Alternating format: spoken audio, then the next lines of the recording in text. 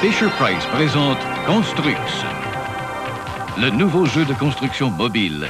Les pièces s'emboîtent facilement pour des heures d'amusement. Avec Construx, votre enfant peut construire une grue qui tourne et monte, un hélicoptère qui vole, un chariot élévateur qui soulève, une voiture de course qui roule et même un dinosaure qui mord. Construx, le jeu de construction mobile Fisher-Price vendu séparément. Salut tout le monde, aujourd'hui on va parler d'un vieux jouet que j'ai eu dans mon enfance. Ça s'appelle Construx de Fisher-Price. Voilà, une jolie boîte. Hop là. Ah, trop près. Alors moi les Construx de Fisher-Price, j'avais pas eu de boîte à l'époque, j'avais eu une espèce de seau avec plein de trucs mélangés, ce qui fait que j'avais pas de notice et que je faisais un peu tout et n'importe quoi avec. Mais comme vous avez pu le voir en intro de cette vidéo, je vous ai montré une pub de l'époque, afin de vous rappeler à ceux qui ont connu. Donc, Construct de Fisher-Price est sorti en 1982-83, puis c'est terminé 87-89. Ça dépend des pays, en fait, ça dépend dans quel pays c'est sorti. Ça se voulait être d'abord un concurrent de la gamme Lego de base. Dans les années 80, Lego cartonnait avec sa gamme Espace. Donc c'est pour ça qu'ils ont fait une gamme Espace aussi. Puis après, ils ont fait... quand Lego a fait sa base ville, ils ont aussi fait un équivalent ville. Puis ensuite, ils se sont dit, on n'arrive pas à battre Lego normal, on va se concentrer contre Lego Technics. Donc ils ont fait des Construx The Building Action System à l'époque, il y avait G.I. Joe qui cartonnait, donc ils ont fait une version militaire. Je vais vous montrer ça. Voilà. Version militaire, alors comme ils disent, The Action Building System, le jeu de construction dynamique. Bon, voilà. Alors je vais vous en montrer quelques-uns avant d'en parler plus, parce que j'avais ce que j'avais étant gamin que j'avais gardé, mais j'en avais pas beaucoup, parce que forcément, quand tu grandis, ah bah tiens, on donne au cousin, au petit cousin qui est né, qui a 4-5 ans, bah tiens, regarde, moi je jouais avec ça, c'était génial, puis machin, puis ça tombe, puis à la fin je les ai récupérés. C'est-à-dire que quand dans ma famille ils ont dit ah t'aimes bien les vieux trucs et tout, bah attends j'avais ça, c'était à moi ça à la base. Et le problème c'est que quand t'es gamin tu perds des pièces, puis de gamin en gamin ça a perdu des pièces. Donc j'ai fait des achats sur eBay, sur Vinted et compagnie, j'en ai racheté plein. Et pour ça que j'ai des boîtes, parce que j'ai réussi à avoir des boîtes et ça j'étais content. Donc on va parler aussi des notices. Donc comme je vous l'ai montré là, alors bon là tu peux bouger un peu le canon, mais c'est pas génial. Ça tu peux bouger ça. Bon, tu vois, c'est action. Ouais. Alors autre problème, c'est celle-là, c'est typiquement la pièce qui casse facilement. Ça fait partie des pièces que j'en ai plusieurs qui sont cassées dans les lots que j'ai achetés. Parce que j'ai aussi acheté des lots en vrac. Donc c'est un peu compliqué. Celui-là, je l'ai monté alors d'après une photo, puis avec des pièces de mélanger d'un peu tout. Et il me manque, alors voilà, par exemple, il me manque un canon, il me manque les réacteurs, il me manque deux trois pièces à droite à gauche. Là, j'ai celui-là qui est entier. Alors quand j'ai acheté, il n'était pas entier, il manquait des pièces, mais je l'ai complété avec, comme je disais, avec des lots que j'ai achetés à droite à gauche. Donc là, pareil, à part tu peux faire ça, bon là tu peux ouvrir les trucs. Le personnage, je l'ai, il est dans un autre véhicule, voilà. Bon.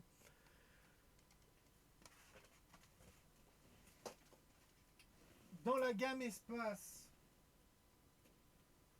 j'ai celui-ci qui est un des plus connus, dont j'ai. Ah, en plus, je vous fais voir du côté où il n'y a pas les autocollants. Alors, j'ai celui-ci qui fait partie des plus connus. Alors, c'est pareil, je dois avoir la boîte quelque part. Celui que je vous ai montré en boîte, il manquait des pièces, parce qu'en fait vous avez des pièces qui font plusieurs lots, et vous avez des pièces qui sont un peu uniques, et il manquait trop de pièces uniques, donc j'ai pas pu le faire. Donc j'ai fait autre chose à la place. Alors là, il faut que je remette le bout. Donc par exemple, là, j'ai fait celui-là.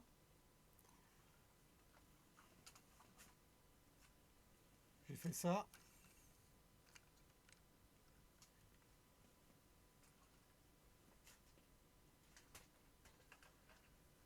Celui-là qui était des méchants, mais bon, que j'avais pas les pièces noires, alors j'ai mis du gris.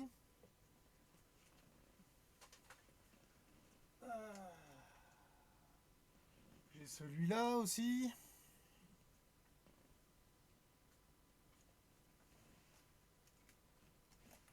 Celui-ci. Et dans la gamme de Construx, j'en ai deux. J'ai ça. Si ça dit, peut-être que ça vous dira des trucs, des fois vous vous direz, ah oui, si, ça, je m'en souviens. Celui-là aussi. Donc ça, à la base, c'est la grue.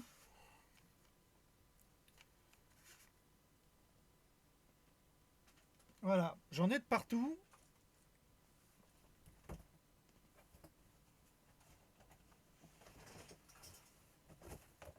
Là, je suis un peu envahi. Donc là, je vous disais, donc là, j'ai eu la boîte de celui-ci et la boîte de celui-là. Et là, au moment où je tourne la vidéo, j'ai encore 3 colis qui doivent arriver. Mais là, c'est juste des petites pièces. Parce que j'ai acheté des petits lots à moins de 10 euros de pièces en vrac. Parce que dedans, il y avait certaines pièces un peu uniques. Comme là, j'ai acheté un lot avec les missiles, par exemple. Parce que j'ai une idée, mais on en parlera après. Donc là, ce qu'il faut savoir, c'est que vous avez le modèle qui est sur le devant de la boîte. Et en fait, derrière, ils vous font voir plein d'autres modèles que vous pouvez faire avec les mêmes pièces. Donc là, c'est par exemple pour ça que j'ai fait celui-là. Parce qu'il me manquait des pièces pour faire celui-là. Alors en fait, les pièces qui me manquaient, c'est c'est toute cette partie-là. C'est les barres avec les petits. Parce que ça sert aussi à fixer là. Et en fait, c'est des petites pièces qui en plus qui ont tendance à casser si on les force. Et genre, quand dans une boîte, ils disent que tu en as 20, bah aujourd'hui, quand tu achètes la boîte, si tu en as 2 ou 3 dedans, t'es bien content. C'est pour ça que, par exemple, celui-là est le seul qui est complet, parce que c'est le seul où j'ai réussi à avoir tous les trucs. Et là, par exemple, bah, celui-là, il est cassé, je vois, il est fissuré. Donc là, j'ai bien les trois, j'ai les trucs. Et encore, je crois que je sais pas si j'avais pas. Non, non, bah non, il n'y a pas tout. Il en manque parce que normalement, il faut en mettre au bout là. Autour des réacteurs, il faut en mettre au bout des réacteurs. Et c'est des petites pièces. Alors pour ceux qui se souviennent, je vais le remonter. Donc cette pièce-là, le cœur des roues, les réacteurs, c'était phosphorescent. Alors c'est les principes du phosphorescence qui stockent de la lumière pour le rendre dans la nuit. Donc là, par exemple, que ça fait plusieurs semaines que j'en accumule, qui traînent un peu partout, bah dès que j'éteins la lumière. Alors là encore, vous avez la lumière de l'écran. Si j'éteins la lumière de l'écran, est-ce que vous verrez peut-être mieux? Là, ouais. Bon, il brille pas des masses parce que bah ils ont vieilli et celui-là il était un peu à l'ombre. Il était sous le banc donc il a dû prendre moins de lumière. Enfin bref, moi j'avais ça et je pense que c'est ce qui m'a amené à faire du Lego technique plus tard. Parce que le fait d'avoir quelque chose qui bouge, qui machine, alors que le Lego normal, une fois que tu as monté, ben bon maintenant ils articulent un peu des trucs, mais moi dans les années 80 pas trop. Il fallait vraiment du Lego technique pour avoir quelque chose de fonctionnel. Donc bah voilà, Fisher Price américain. Alors d'ailleurs ce qui est marrant sur les boîtes, donc sur la boîte ils te mettent les pièces made in USA. Par contre, le personnage made in Hong Kong. Alors ce qui est bizarre, c'est que les personnages en général, tu en avais un par boîte. Là, des personnages, je dois avoir dans la Game Space, j'en ai deux comme ça, puis un pour les méchants.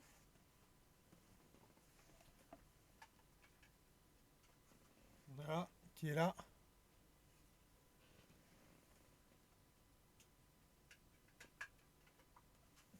Après, hop, le militaire. Et bon,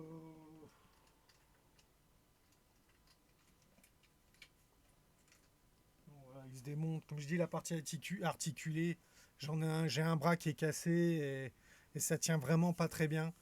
Euh, Donc bref, Fisher-Price, ils ont vu que le marché des jeux de construction explosait au début des années 80 grâce à Lego.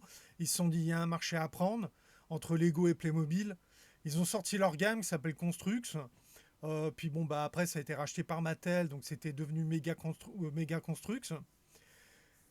Ils ont fait la gamme Space pour concurrencer la gamme Space. Ils ont fait la gamme Construction pour concurrencer la gamme Tonne de Lego. Ils ont fait la gamme Action pour concurrencer Lego Technique. Le problème pour moi, bah, que j'ai découvert aujourd'hui en rachetant des boîtes, c'est les notices. Et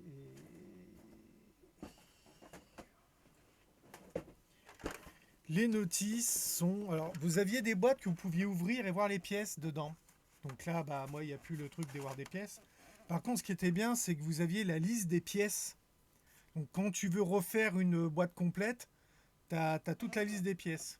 Tu vois, ça, c'est intéressant. Bah, par exemple, là, avec toutes les pièces que j'avais en rap, j'ai fait celui-là, en plus. Maintenant, je me dis, ah, celui-là, il était sympa aussi. Et là, bah, comme je disais, les petites pièces qu'on perd facilement, un, 2, 3, 4, 5. Il y en avait 20 dans la boîte. Quand je l'ai reçu, il y en avait 3. Donc pour vous dire à quel point c'est les pièces qu'on perd facilement et qui cassent facilement. Donc voilà, le problème que je disais avec les notices, c'est que déjà d'abord, la photo qui te montre au début ne correspond pas au modèle qui est sur la boîte. Et après, ils te montrent des trucs génériques. C'est-à-dire, c'est pas la notice de montage. Ils te disent, bah voilà, quand vous devez faire un truc comme ça, c'est comme ça. Tu dis, ouais, mais par rapport à celui que je veux faire, bah vous faites par rapport, vous regardez la photo, puis vous essayez d'imiter. C'est-à-dire que là, derrière, c'est que des modèles que vous pouvez faire avec la même boîte. C'est-à-dire que par exemple, je pourrais dire, bah tiens, j'ai la boîte complète, je vais tous les faire un par un, faire une photo à chaque fois, et puis dire, bah voilà, prendre le numéro. Alors le numéro, là par exemple, tu vois, là j'ai Action Space 586, et dire voilà, Construct Action Space 586, puis je fais voir tous les modèles qui apparaissent au truc. Si j'ai que ça à faire, bah par exemple celui-là, là, vous voyez, il est dessus. En fait, là j'en ai 3 qui viennent du même kit que j'ai monté uniquement parce que avec toutes les pièces que j'ai en rab, des lots en vrac que j'ai acheté, j'ai plein de pièces en vrac. Là j'en ai une boîte pleine et quand je vais démonter tout ça, va falloir que j'achète une grosse boîte. Enfin bref. Donc les notices sont atroces et quand tu vois qu'ils te mettent à partir de 5 ans, ils te disent ouais voilà c'est entre 5 et 10 ans. Bah ouais mais ta notice elle sert à rien. Moi, j'imagine le gamin qui a fait payer à ses parents une boîte, qu'il a dû payer cher, qu'il arrive, qui regarde la notice, il n'y a rien. Il est obligé de faire par rapport à la photo. C'est vraiment. Tu es obligé de faire par rapport à cette photo-là. Donc, tu dois deviner ce que tu vois pas. Donc, qu'en général, tout est symétrique. Donc, tout ce que tu vois d'un côté, c'est pareil de l'autre. C'est au moins l'avantage.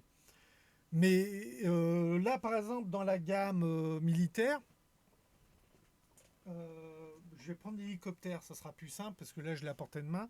Ces gros boudins là permettaient de faire flotter. Parce qu'en fait, dans la gamme militaire, ils ont fait plein d'appareils militaires où il y a ces gros boudins pour pouvoir faire flotter, pour que les gamins puissent jouer dehors. Donc tu as plein de pièces que tu peux perdre facilement et tu dis aux gamins, ça flotte, elle est jouée dehors. Non, joue dans ton bain. Parce que bon, dans les années 80, on avait tendance à installer des baignoires dans la maison. Bon, maintenant, au nom de l'écologie, on dit il prend une douche. Donc, le jouet qui flotte, t'en as plus besoin. Mais en plus, ce plastique vieillit très mal. Alors, je vais vous expliquer pourquoi. du coup, il faut que je le sorte parce que c'est celui-là qui machine. Vous voyez, là, le flotteur devant, bah, normalement, il doit pas être droit. Il doit être courbé. Et donc, normalement, il doit être à... Moi, c'est moi qui ai modifié, qui ai fait une attache comme ça. Parce que quand j'essayais de le courber, il me pétait les pièces. Parce que le plastique, en vieillissant, il est devenu rigide. Il est devenu plus rigide. Et du coup, tu n'arrives pas à le garder en place quand tu le courbes. Alors, je pense qu'à l'époque, tu lui donnais la forme, tu fixais, ça allait. Mais alors là, autre problème, la plaque. Là, il est monté, pas si vous voyez, voilà, il est monté sur une grande plaque qui vous sert de support. Bah, le problème, c'est que ces supports, regardez, il y a tout qui se barre. Dès qu'on le manipule un peu trop, t'as tout qui se déboîte. La grande plaque se déboîte. Alors tu te dis, bah ouais, mais il doit y a bien y avoir une astuce pour que ça reste bien en place, machin. Alors t'essayes, tu pars un peu sur le côté pour arriver à le prendre en... Dès que tu manipules un peu, t'as tout qui se déboîte. Donc c'est censé être un truc qui est fait pour jouer dehors en plus, pour des enfants. Dès que tu le manipules, t'as tout qui se déboîte. Parce que cette grande plaque là qui met au milieu en guise de support, elle tient pas quoi. C'est attendez, je vais vous montrer ça.